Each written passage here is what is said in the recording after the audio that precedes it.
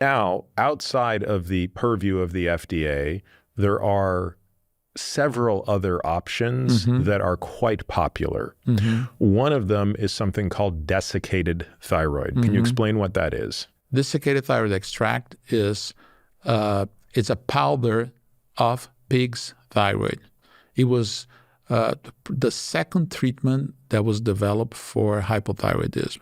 The first was a transplant in 1890. A surgeon transplanted pig's thyroid into a woman with hypothyroidism, and it worked for a few months. And then doctors around that time had the idea of, well, if the transplant worked, maybe we don't have to transplant. Just make a powder of the thyroid, dry it up, make a powder, and you start taking it.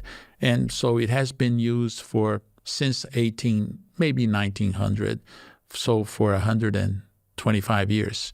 It's available for I guess it is. It must be FDA approved because people do take it, right? Yes, I don't quite understand because it's under control of the FDA. It's not approved for the treatment of hypothyroidism. However, because the issue is that this drug exists before the FDA existed. That's right. Yeah, I knew there was an issue. It's been grandfathered exactly. in, but it doesn't have an FDA indication, which today could not occur. Right, exactly. Yep. And so the difference between the desiccated thyroid extract and levothyroxine, or T4, is that desiccated thyroid extract contains T4 and T3.